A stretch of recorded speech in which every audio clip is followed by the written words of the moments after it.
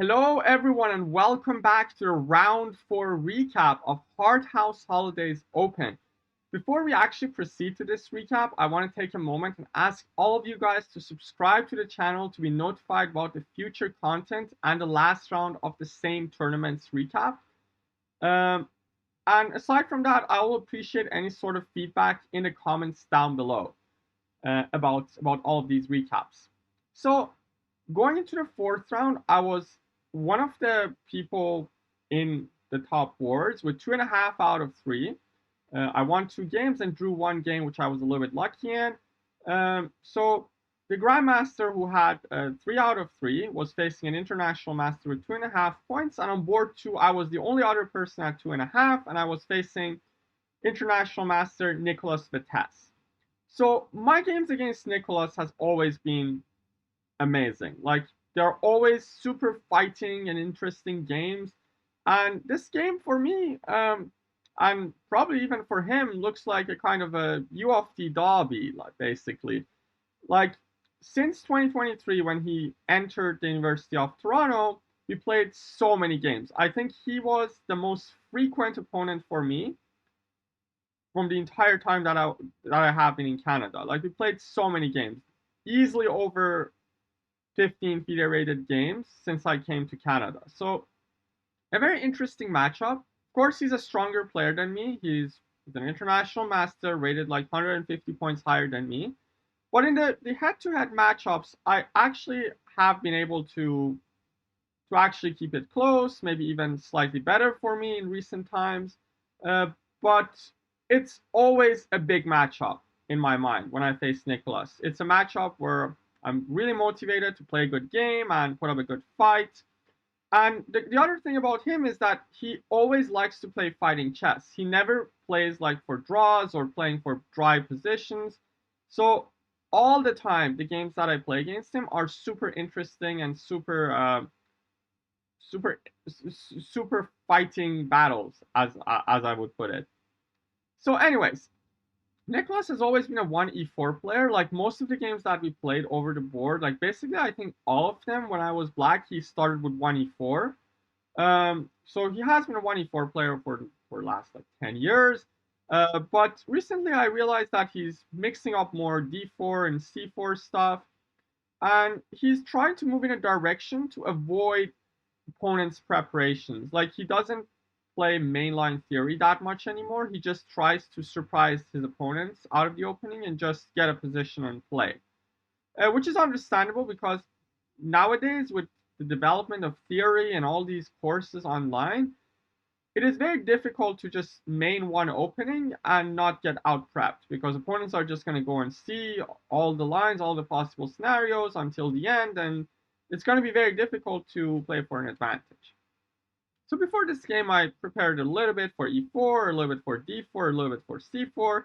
I just looked at some of the lines that I thought he might play and I might not remember well. But he played the move c4, which I kind of expected. Like, I kind of expected that he's not going to go e4, because against e4 I play both e5 and c6, and he also knows that I'm learning some Sicilian in the shadows. So he basically has to be ready for 3 different things with e4. So that's understandable that he went for c4. So I played c5. My natural symmetrical English, played knight f3, knight c6, and now d4. So this is a line that I previously really struggled with when I was playing symmetrical English. And I actually had conversations with Nicholas that I kind of don't like facing this line. He chose this line against me. Because usually this line after cd4, knight d4, if I go with g6, which is the line that I usually play, we get some sort of Maroczy bind structure. The game goes like g6, e4, bishop g7, bishop e3, and we get the Maroczy structure, which is very difficult to play for the win with black, and you kind of get pressed all the time. Like, I kind of don't like facing the Maroczy structures. So maybe that's why Nicholas chose this line. He knew that I kind of don't like these sorts of structures, and he was aiming to get a comfortable position with me always under pressure the whole game and try to outplay me from there. But I had another surprise for him. I played knight f6, knight c3, and instead of the normal g6, which I usually play, in my symmetrical English games, I played the move e6. So this is the line that I've been looking at a lot. Like, I would say my general preparation in this line is not like super accurate and super update, but I know the plans, of course. I know what to do against most of White's responses, and I know the main plans and all of them. And the day before the game, the night before the game, basically, when the pairings were out, I was looking at his online games. He actually had this position maybe 5-6 times, and he always played the move g3. So that was what I was expecting, the move g3. And these lines get super messy. I just want to show you one line. I don't want to show like all the different lines because I don't want to reveal all of my preparation. But I just want to show one line to show how crazy it will get. So I play queen b6, attack the knight on b4. And here there are like multiple moves. There's knight f3, there's knight b3. The sharpest one goes like knight db5. Now the best for black is to play knight e5, hit the pawn on c4. White plays bishop f4. Now I can't take because knight c7 check. So I go knight fg4, threatening the pawn on f2. And now after e3, a6, white plays queen a4, hitting the pawn. And now I just want you guys to pause the video for a while and guess what's the most common move in this position for black. It's not necessarily the best engine move, but it's the most common move in the position that scores the best for black. So you can pause the video and think for a while. The move is rook to a7. So I just want to stop here. I don't want to go into the details of this. I just want to show that these lines go extremely crazy. And if you want to go into these lines, you have to know what you're doing. You have to know the moves. Otherwise, finding these sorts of moves over the board is not going to be easy. The idea basically for rook a7 is that now you're threatened to take on b5, while the queen defends the rook on a7. And if they take, now queen b2 is crushing with the knight on c3 and rook on a1 handy. Anyways, he surprised me with the move a3 in this position, which he never played even online. Not online, not over the board. So I wasn't expecting that. I didn't review my prep, but I remembered some vague stuff from my previous studies. I knew that the best move is bishop c5. Of course, there's bishop e7 as well, which is playable. I won't say necessarily bishop c5 is the best move. Bishop e7 is actually more common, but bishop c5 was what I had studied. Maybe after this game I need to diversify a little bit and learn bishop e7 too. But I knew that this move is what I had in my preparation, attacking the knight on d4. So here's the first interesting moment where Nicholas spends almost 30 minutes for his 7th move, which kind of surprised me. He played a3, which he never played before, and he had no preparation. He didn't know what's the follow-up against bishop c5. So the main move, which is the most common by far, is actually the move knight b3. And the game goes bishop b6, c5, bishop c7. So white gets this nice pawn on c5, which cripples my queen side to some extent. And then white goes with g3, bishop g2. So it looks as though white is doing really well, but the position is actually equal. I simply play b6 to get rid of this pawn on c5, and after bishop g2, castle, castle. There are a lot of moves, but the best is actually bishop to e5, activating the bishop from this side. And at the right moment, I will take on c5, go d5. I will have a nice center with an open b file. And the play is, I would say, dynamically equal. It's equal position, but of course, a lot of imbalances, a lot of room to outplay for both sides. So knight b3 is the main move. But what I suspect that he was calculating for like 30 minutes is this line with knight db5. I'm not sure, I didn't ask him after the game, but I think this is the line which kind of scared me in the game, and it also requires so much calculation. So it looks as though white is going knight d6 and trying to exploit these holes in black's position.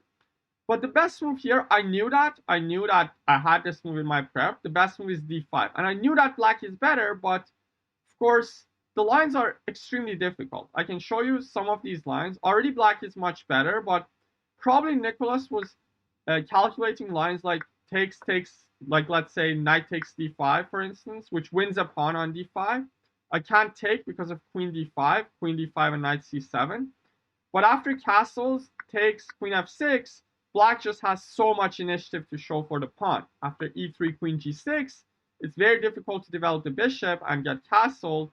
And at the same time, black's ideas are very simple. Bishop f5, rook f8, rook a d8, and black's pieces are just extremely active. And even though black is down a pawn, the advantage is even bigger than one pawn for black.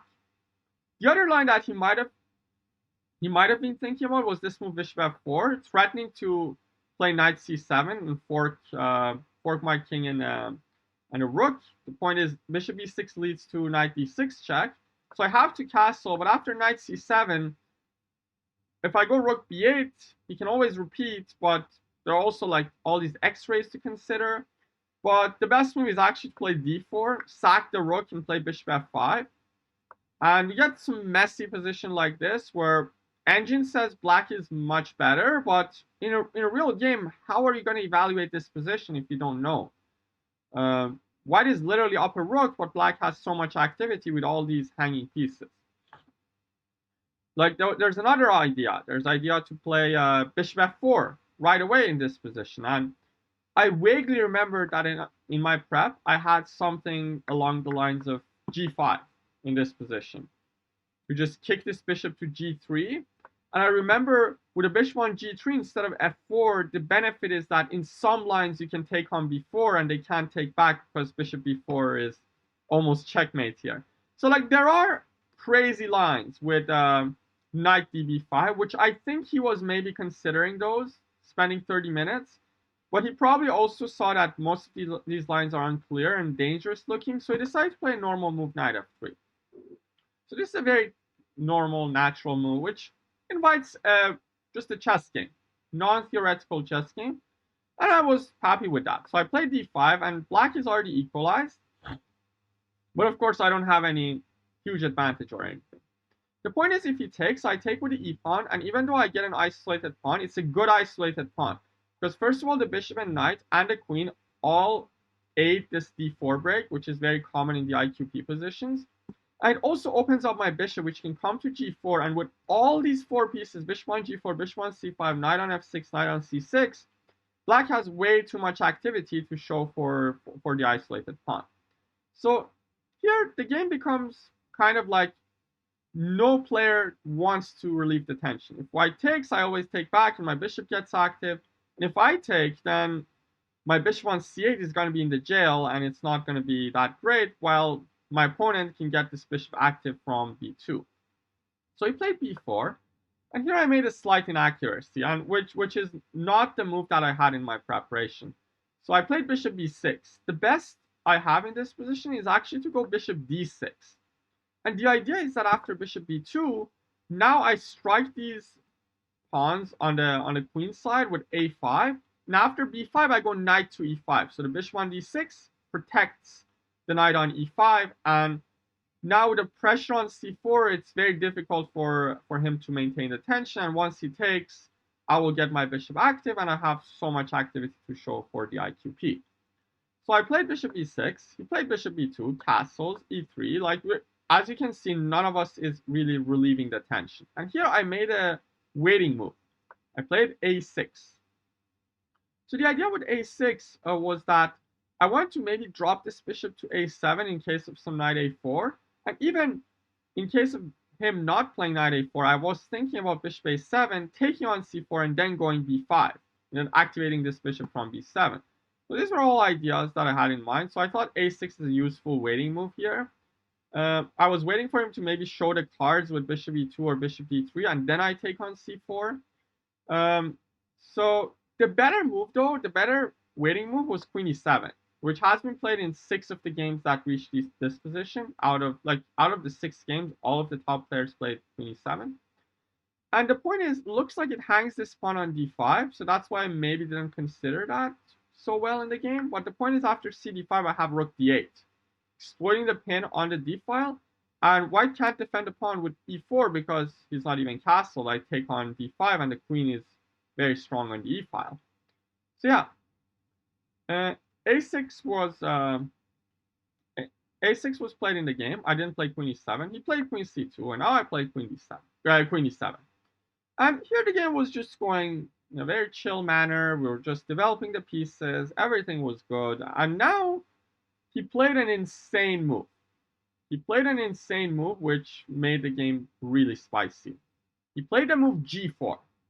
And this is a very Nicholas Vettese-like move. He loves creating chaos on the board. He likes these sorts of attacks. Like, I remember we had this joke in our Hart House group where we were talking about chess that whenever someone was playing g4 or g5, we were just saying that Nicholas will be proud because he loves playing moves like this and attack the king. And here it's funny that it's actually a very good move if it wasn't for one resource that I found in the game. So yeah, g4 was played. And here I was a little bit scared initially. I was a little bit scared that g5 is coming. And also if I take, there's going to be rook g1 combined with this bishop on the diagonal. My king is going to be in trouble. And when g5 comes and the knight moves, the pawn on d5 is going to be a little bit loose. So I was like, oh my god, am I getting really destroyed here or anything? But there's this big rule in chess. They say that whenever they attack you on the flanks, you should counterattack in the center. And I found the best move in this position, which is d4. Counterattacking the center and attacking the knight on c3. So initially, it looks like he's winning a pawn. He goes knight a4, attacks the bishop, and opens up this bishop to the d4 pawn. I play bishop a7, he goes g5, attack the knight. It looks like once I retreat the knight, he's gonna take on d4 and he's gonna be up a pawn. But I have knight g4, very nice move, and now all of a sudden he realized that he's in trouble. The point is, he advanced the pawns on the queen side and he also advanced the pawns on the king side. So now the king is stuck in the middle. There's nowhere safe to hide this king. And in the meantime, I'm opening up the middle of the board. So if he plays a move like e takes d4, now I have this nice move e5. And as you can see, the diagonal of the bishop and the file of the queen are both opening up. And he really doesn't have a safe place to hide the king. Actually, I was looking what's the best line for him to play. It's long castle. And in the game, I saw something along the lines of takes, takes, takes. And if he goes c5 to block the bishop, then I will win the pawn on g5 as well. And after queen d2, apparently, it's an equal position. Probably white will regain the pawn on d4. They're going to have two isolated pawns, but they will have some sort of activity in the center with this nice majority on the queen's side. But yeah, this would have been an unclear, equal but unclear endgame that we could have got. Apparently, after long castle, though, the best that I have is not to take. The best is the move like a5, which I'm not sure I would have found in the game. It looks reasonable to open up the a file, but with all these pieces hanging around the board, I'm not sure I would have evaluated this move correctly. I guess the idea is that you wait for them to go b5 and then you take on d4 so that they can't get this nice little pawn chain in the endgame. Anyways, so Nicholas was really scared of ed4, e5, opening up the bishop and the queen. So he decided to go with bishop to d3, which is not a good move. He's threatening to take the pawn on h7 with check. So I spent some time here and I realized that this is not so scary. I took on e3, bishop takes h7, king h8. Now, even though my king is a little bit open, I realized that these two bishops can't really do much. My king is actually pretty safe. There's no open h-file here, and his king is the one in real danger now. So the best that he actually has is to take on e3 right now and then play queen e4. But the point is, this is something I saw in the game. Queen e4 looks scary with queen h4 ideas, but the point is, he can't play queen h4 right now, because if he does, then knight g2 is coming. So I will have time to play a move like e5, cutting the connection of this bishop, and now I'm threatening to go g6 and trap the bishop on h7. So in some point, I might go like c5 and try to like hit my knight, but I always have this knight g2, knight f4 ideas as well. And now he needs to like retreat the bishop, otherwise g6 is gonna come. And as you can realize, the position is equal in material, but his king is definitely much, much weaker than my king. So that's why black has a serious advantage in this position. He played c5, understandable move to cut the connection of the bishop. And here I made a slight inaccuracy. I played e takes f2 check. The best I had was actually to take with a knight, attacking the rook on h1. So now he has to castle. Like, he doesn't have to. It's not like the only move, but it's the best move to just castle. It's actually a legal move. But now again, I play e5, cutting the connection of the bishop. So now I'm threatening to go g6 to trap this bishop on h7. And once he retreats, I have knight to d4. He can never take with a knight because the g5 pawn is going to hang. And if he takes with a bishop, now ed4, and I have this nice chain in the middle of the board, and the pawn on d4 is untouchable because g5 is going to hang. So yeah, I had this opportunity, but I took with the e-pawn, which I think is the more human move. And here he made a big blunder. In my opinion, this was the big blunder of the game, which just killed the game for him. He played king to d2. So I assume he didn't play the best move king e2 because he was worried of the move e5. I might be wrong, but e5 looked like very dangerous, cutting the connection of the bishop, threatening to go g6 to trap the bishop, at the same time threatening knight d4. Because now if he takes, I take with the e-pawn and the queen gets open. But he has h3, attacking my knight is kind of trapped on g4, and now if I go knight d4, takes, he has queen to e4. And all of a sudden, things are not so clear anymore. I looked at some lines here with the computer, like for instance, if I take and go knight e3, we can always take the pawn on d4, let me promote, and we get this endgame where black is just very, very minimally better because of the extra exchange, but with the extra pawn on c5 and also the activity of white's pieces, they have enough compensation for the exchange. So I was looking like, what is the best move? The best move is knight e5, which is a very engine-like idea, just sacking the knight on e5 and then going here. So now I have so many threats in the middle of the board. And if he takes on f2, I just go g6 and trap the bishop on h7. The game would have been like crazy if he had gone for this. So I was looking after king e2. e5 is actually not the best move. It's the third best option. The best I have is to play bishop d7. And the idea is that now h3 is well met by knight ge5. So looks like I'm hanging a knight on e5, but after takes,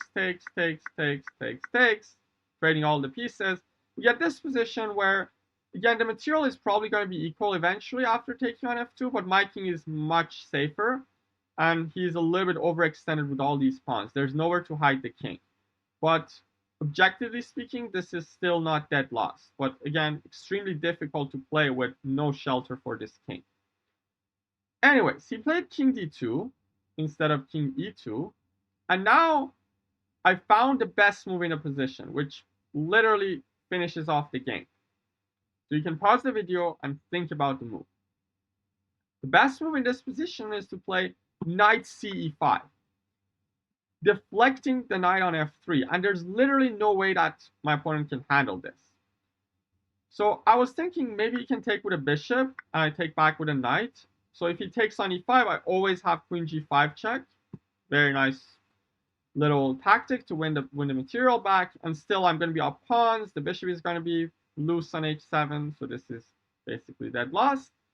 I was even thinking about bishop e4 back in this position, trying to maybe keep the material equal, win the pawn on f2, maybe play down a pawn in this position, try to create some chances over the g file. But again, I found the best move with my calculations, which is f5. This is not something that happened, but I was thinking about it.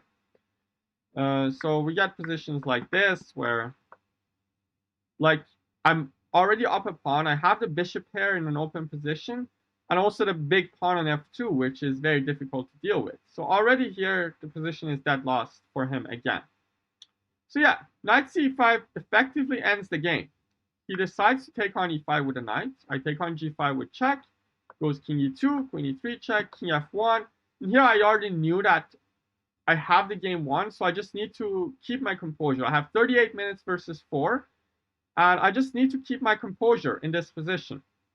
I made some inaccuracies for the rest of the game, but I always had control. So this is the first inaccuracy. I simply took the knight on e5 because I was sure that this is definitely winning. The best that he has is to take on f2 and then play this endgame, where, again, I have the bishop pair in an open position with an extra pawn and a much safer king.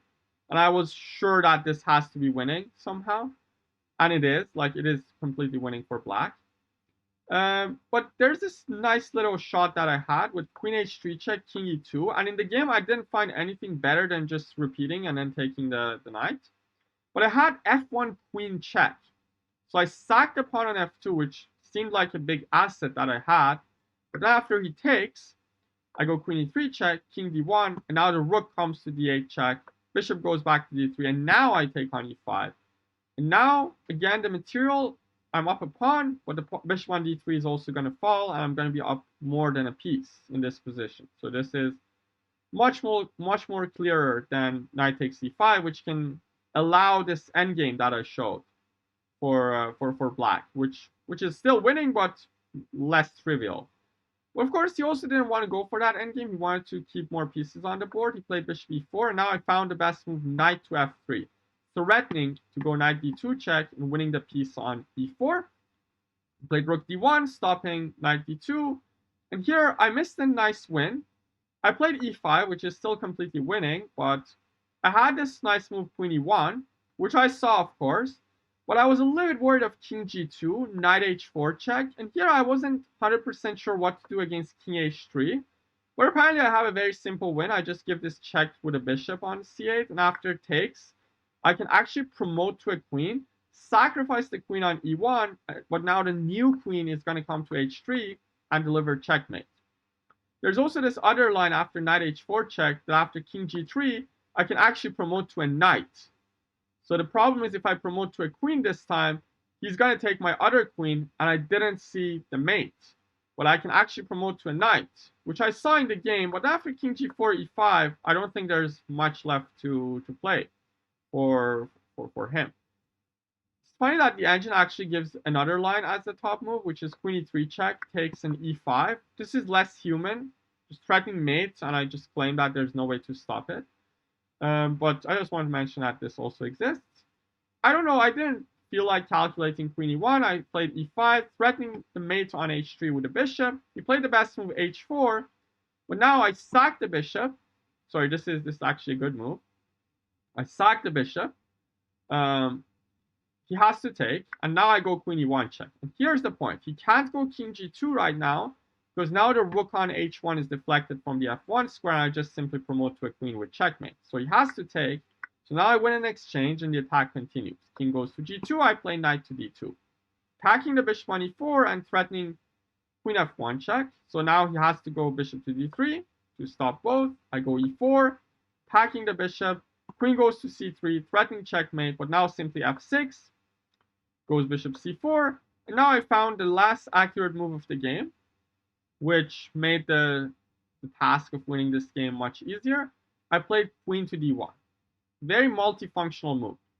I get out of the pin that the queen on c3 had. I attack the knight on a4, and I also attack the g4 square. Queen g4 check is a major threat now, trying to exploit the situation of the king.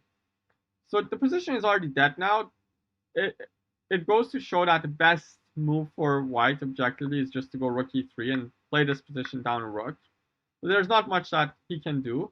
And he played bishop d5 with only 1 second left on his clock, but that allows a very nice mate. I go queen f1 check, king g3, bishop b8 check, king goes to g4, queen goes to f4, and now mate is coming next move, king h5, queen f5, and he resigned in this position. A very big win against one of my rivals, one of my best friends, but one of my rivals at the same time. We played so many games. It's a big game for both of us all the time. But a huge win. I moved to 3.5 out of 4. So I guarantee that I'm going to have a good tournament. I'm going to gain rating at the end of this tournament. And I guarantee that I will play to win the tournament in the last round. So yeah, a big, huge, monumental win with the black pieces. And I got to 3.5 out of 4 points. So in the last round, funnily enough, I actually forgot to hide the result. I usually did that for this series of recaps, but I forgot to do it for this game. But for the next game, I would do that. In the next game, I was 3.5 out of 4, and I would face a grandmaster who was leading the tournament with 4 out of 4 for all the marbles. And I'm gonna have the white pieces in the last round. So stay tuned. That video is gonna come very, very soon, hopefully in the next couple of days, where I analyzed the game that I played in the top board of the Hart House Holidays Open against Grandmaster Razvan Priyotu. So make sure to subscribe to the channel, turn on the notification bell to be notified about the future streams, and make sure to share your thoughts about this exciting and interesting game of chess in the comments down below. And thank you so much, guys, for all the support throughout the journey. Thank you so much, guys. Have a great one, and goodbye.